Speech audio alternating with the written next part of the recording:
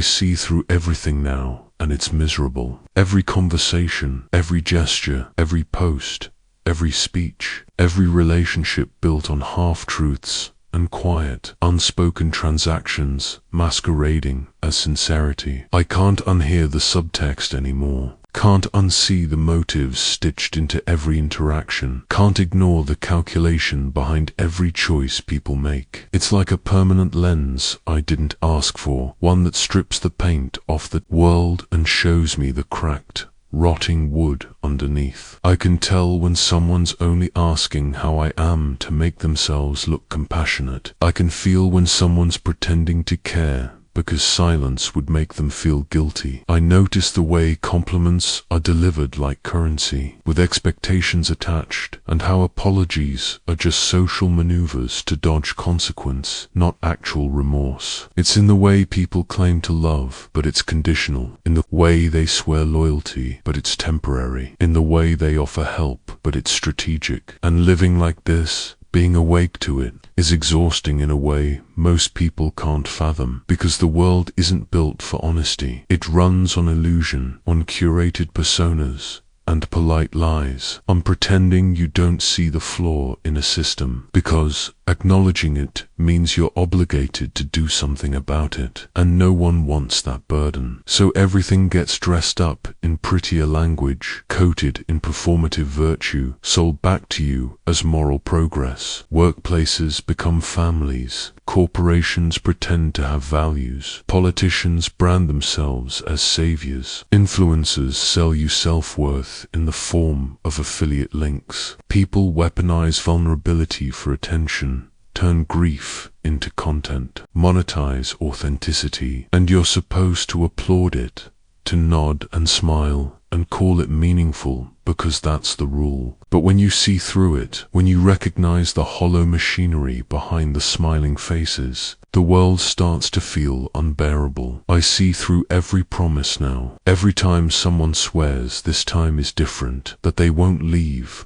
that they mean what they say, that they're not like the rest. I can hear the future cracks in their voice before they arrive. I can see the expiration date on every vow, the inevitable distance that will grow. The moment they'll decide you're inconvenient, the justification they'll tell themselves to make leaving feel noble. I've watched enough people slowly drift, enough friendships rot under the weight of neglect, enough connections dissolve into indifference to know how it ends. And still, you go through the motions, because it's easier to play along than to explain why you don't trust anymore, why you smile while quietly counting down the days before this too becomes another story of someone who used to matter. I see through ambition now, how people chase status, not because it fulfills them, but because it fills the empty space where meaning should be. How careers become identities, followers become self-worth, wealth becomes virtue. How people measure their value by external symbols and wonder why they still feel hollow when they collect them all. I watch people lie to themselves about their purpose, claiming they're doing it for their families, for their communities, for some greater good, when it's always about control, about legacy, about proving their existence mattered in a world that forgets everyone eventually. And maybe the saddest part is how desperately they need others to believe their lie so they don't have to face it alone. I see through connection now, how conversations are rarely about understanding and mostly about waiting for your turn to speak. How apologies are performances meant to preserve image. How empathy is selectively applied based on proximity, benefit, and trend. How grief is packaged into digestible, shareable moments. How everyone's terrified of being alone with themselves, and so they flood every silence with noise, every pause with distraction, every empty space with a screen. You start to realize most people don't love you. They love how you make them feel about themselves. They love the reflection of themselves they see in your approval, your praise, your need for them. And when you stop giving them that, they leave, because love, like everything else here, is a transaction dressed up in poetry. I see through the narratives we're sold about progress, how every new cultural shift is framed as liberation, as evolution, while the same systems of control remain untouched, repackaged under new slogans. How rebellion gets co-opted, turned into marketing, stripped of its teeth. How even dissent is commodified now, sold as edgy but ultimately harmless branding. You start to understand that the game is designed so that even your resistance feeds it, that no matter which side you pick, you're still inside their walls. And the more you see it, the harder it is to believe in any cause, any movement, any collective moment of unity, because you know how it ends: in compromise,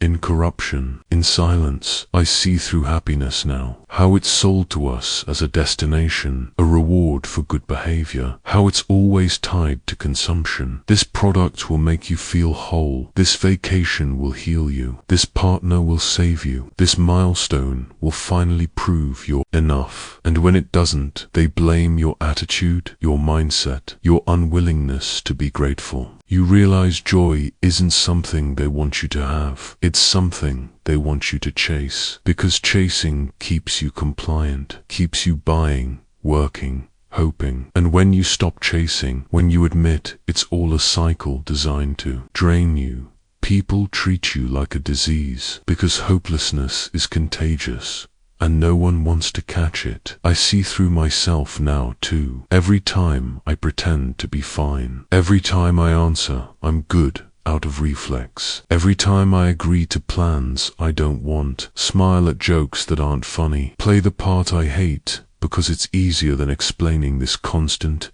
suffocating clarity. I know when I'm performing, when I'm faking interest, when I'm pretending this moment matters because admitting it doesn't would make the people around me uncomfortable. You start to live in this weird limbo where you're too aware to enjoy the lie, too tired to fight it, and too alone to escape it. I see through everything now, and it's miserable because the world isn't built for people who notice. It punishes you for seeing too much. It isolates you. It labels you negative, cynical, broken, because the entire structure depends on everyone believing at least a little bit. And when you don't, you become a liability, a reminder of everything they're trying not to think about. And so you keep it quiet. You laugh when you're supposed to. You show up when expected. You play along because what else is there to do? You can't unknow it. You can't unsee the rot beneath the surface, the machinery behind the curtain, the emptiness inside the applause. And maybe one day I'll stop pretending, or maybe I won't. Maybe I'll keep nodding along, keep smiling through it, keep giving answers people want to hear, while everything in me stays numb,